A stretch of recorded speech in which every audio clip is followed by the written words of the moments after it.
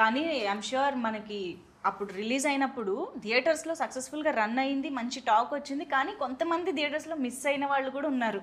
తర్వాత టాక్ తెలుసుకుని అరే ఆ సినిమా బాగుందంట అని చెప్పేసి ఓటీటీలో చూసిన వాళ్ళు. సో చేద్దామండి, రీ రిలీజ్ చేద్దాం, అంతా ఫీల్ అవుతా. ఇది ఇంకా బాగుంటుంది. రీ రిలీజ్ చేసి మళ్ళీ నెక్స్ట్ డే వెళ్ళి పార్ట్ 2 చూసి ఆ మత్తులోనే ఉంటాం.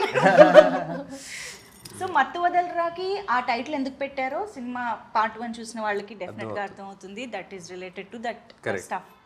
సో ఇప్పుడు అది కూడా కంటిన్యూ అవుతుందా, లేదా ఇందులో problem I mean the issue or what ever different గా ఉంటుందా? అది కూడా ఉంటుందండి. ఓకే. బట్ దాంతోపాటు వేరే ఏంటంటే ట్రాక్స్ కూడా ఉంటాయి. అంటే ఇప్పుడు అది నేను రివీల్ చేయలేను, but that is not that is just one of the tracks. Okay. Part 1 లోంచి తీసుకున్న కొన్ని అంశాలలాగా ఇదొక అంశం అంతే. దానికి ఇంకా కొత్త లేయర్స్ యాడ్ చేశారు. yes yeah. చాలా ఉంది స్టఫ్. కానీ టీజర్ చూసాక ఎక్స్పెక్టేషన్స్ ఓ రేంజ్ లో పెరిగిపోయాయండి. అంటే ఇప్పుడు మీకు ఏంటంటే మత్తు వదలరా part 1 is the trailer for మత్తు వదలరా 2 లాగానే, కాబట్టి ఇట్స్ ఆల్రెడీ వర్క్. కాకపోతే ఏదైతే యాక్షన్ డోస్ అది పెంచారో ఆ థ్రిల్ కనిపిస్తోంది మాకు. సో దానివల్ల సినిమా స్కేల్ కూడా పెరిగింది అనేది క్లియర్ గా కనిపిస్తోంది. So what is this importance of action, crime, thrill in the film? ఎలా ఉండబోతోంది దట్ పార్ట్? అంటే యాక్షన్ సినిమాగా అయితే నేను దీన్ని అననండి, బట్ డెఫినెట్గా మీరు అన్నట్టు స్కేల్ పెరిగింది. బికాజ్ అంటే బడీ కాప్ జానర్ కింద చేయొచ్చు. అంటే ఈ డెలివరీ బాయ్స్గా ఉన్నోళ్ళు ఈ ఏజెన్సీలో జాయిన్ అయ్యి అండర్ కవర్ ఏజెంట్స్గా ఉన్నారు కాబట్టి ఆ డిఫరెన్స్ అయితే ఉంటుంది, ఆ లెవెల్ ఇంప్రూవ్మెంట్. బట్ మత్తు వదలరాలో ఏదైతే core emotion of dark comedy, ఈ ఇరకాటంలో పాడటం, దాంట్లోంచి బయటికి రావాలి అన్న ఈజీ ఆ కామెడీ యాజ్ ఇట్ ఈస్ ఆ ఫ్లేవర్ అలాగే ఉంటుంది. ఓకే. అంటే మత్తు వదలరా పార్ట్ 1లో ఎంత కామెడీ ఫన్ వర్కౌట్ అయినా మీకు ఏదైతే ఆ ఇంట్లో సెటప్ అదంతా పెట్టారో I think that is the USP of the film. అంటే అప్పటిదాకా అసలు దాని గురించి తెలీదు, మనం ఎవరం అసలు we are not aware of that కదా. చాలా కొత్తగా అనిపించింది, చెప్పిన విధానం నచ్చింది. సో దీని యూఎస్పీ ఏంటి అంటే ఏం చెప్తారు మరి? అలాగా యాక్చువల్గా అంటే థ్రిల్లర్ కదండి, I would say that story is the USP. దాంట్లో ఉండే ట్విస్ట్స్ అండ్ టర్న్స్ ఎక్స్పెక్ట్ చేయని విధంగా. సో దానికి మించి యూఎస్పీ లేదండి.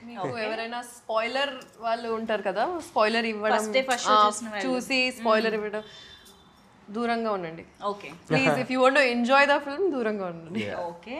సో అయితే సినిమా చూసేదాకా కాస్త సోషల్ మీడియాకి, యూట్యూబ్ కి దూరంగా ఉంటే, లేకపోతే ఫస్ట్ డే ఫస్ట్ మీరే చూసేస్తే బెటర్. అవును.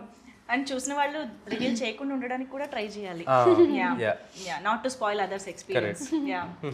సో ఫరియా, మీకు కామెడీ జానరా కొత్త కాదు, జాతిరత్నాలతోనే స్టార్ట్ చేసేసారు.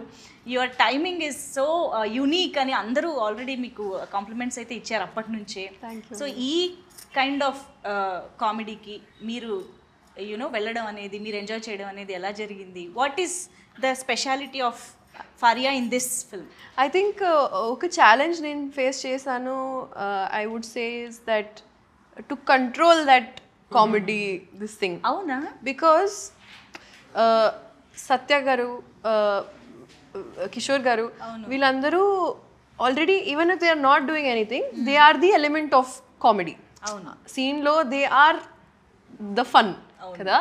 And to balance that out, sometimes Simha and I, or Rohini Garu and I, Sunil Garu and I, Sunil Garu though again different genre only, he's a package of his own, but I had to really keep myself at a 50% sometimes. So like to stay true to Nidhi's character also, but also understand that there's a funny background going on. Okay. అంటే ఎక్కువ చేయకుండా మినిమల్గా చేసి be a part of the scene and not a part of the funny element. Okay. So I think Fariya is a person who natural గా చాలా funny on the funnier side. అవును.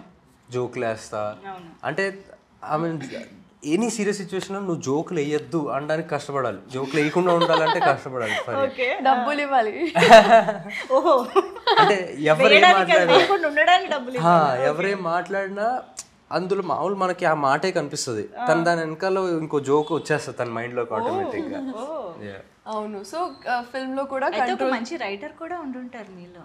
త్వరలో అది కూడా బయట పెట్టాలి ఇన్షాల్లా. ఈ సినిమాలో చాలా బయట పెట్టారని అర్థమైంది. ఏదో ర్యాప్ పాడారంట. ఎలా జరిగాయి అవన్నీ? Tell us about that part. ఒక ఇయర్ నుంచి జస్ట్ అలా ఫన్ కోసం రాస్తున్నాను. ఓకే. ఒక పాట ఆల్రెడీ రికార్డ్ చేశాను నా ఫ్రెండ్స్తో కలిసి, బీట్ అన్ని రికార్డ్ చేశాను. అండ్ సెకండ్ పాట రాస్తున్నప్పుడు రితేష్కి జస్ట్ క్యాజువల్గా so he was like hook చాలా బాగుంది, మన సినిమాకి రాస్తే మనం పెట్టొచ్చు, బ్యాక్ ఒక సీన్ చేసి సీక్వెన్స్లో పెట్టొచ్చు, లేకపోతే ఎక్కడైనా పెట్టొచ్చు అని. Said okay, I try to write something new. కానీ 2-3 days తర్వాత వాళ్ళు ఇంకా ఆ పాటే పాడుతున్నారు. అవును, ఆ హుక్ నచ్చింది. సెట్ మీద అందరికీ అంటించేసింది పాట. ఏంటది? అది సినిమాలో లేదు కదా. ప్రమోషనల్ సాంగ్ రిలీజ్ అవుతుంది.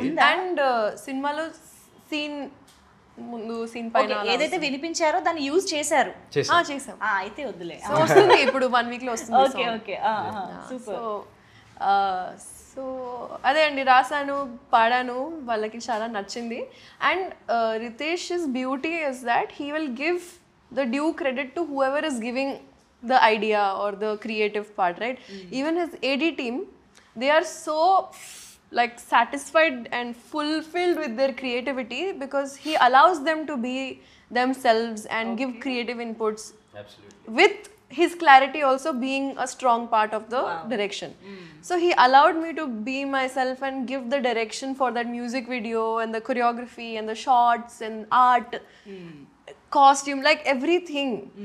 And I think best experience of my life, Andy. Wow. Of my life, Antuna, not even in the film industry or career, of my life. Amazing.